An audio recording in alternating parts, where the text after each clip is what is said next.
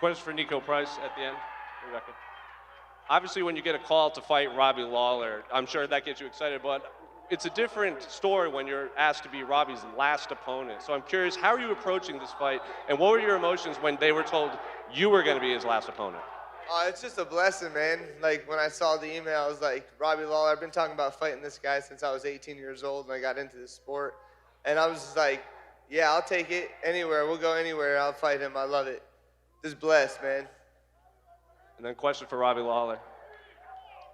Obviously, you're one of the more beloved fighters on the roster, with both fans and fighters.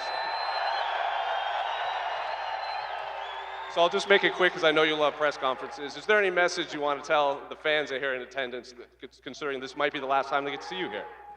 Just thanks for all your support. I mean, the support of MMA. I mean, I've been doing this for a long time. Without the fans' support, I wouldn't be able to make a living doing this. I've been doing this for a long time, and thanks to all the fans. And then finally, one last one for Dana. Obviously, Saturday is Robbie's last fight in the UFC, so I'm curious, how would you sum up his career in the UFC? Yeah, he and I were just talking in the back. You know, he's been here since he was 19 years old. He's going to be 42 pretty soon. That's a hell of a career. He's been in a lot of wars. He's held titles in a couple different organizations, and he was able to stay in the UFC until he retired.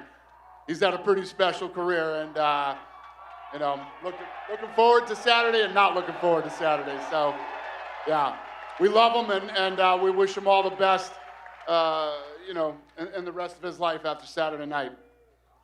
And last one, Niko Price, taking on a legend like Robbie Lawler, who's been in so many crazy fights. Is there a different level of mental preparation for a fight that could be as violent as ones that Robbie usually is in?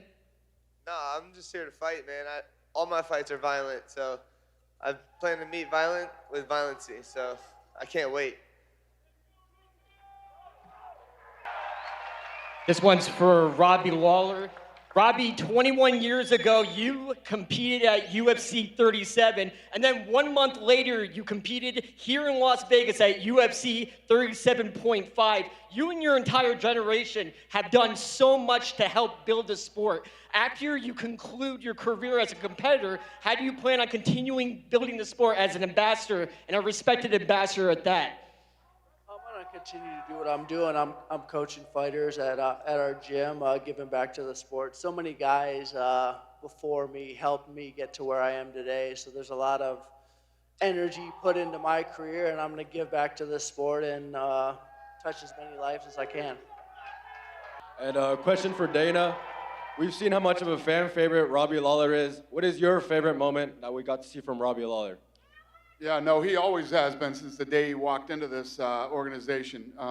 You know, I think that Robbie Lawler is a fighter's fighter. You know, if you're a fan of fighting, there's no way you don't like a Robbie Lawler fight. He comes in and gives everybody what they always want. It's nonstop action. He's trying to knock you out. He's throwing bad intentions with everything that he throws.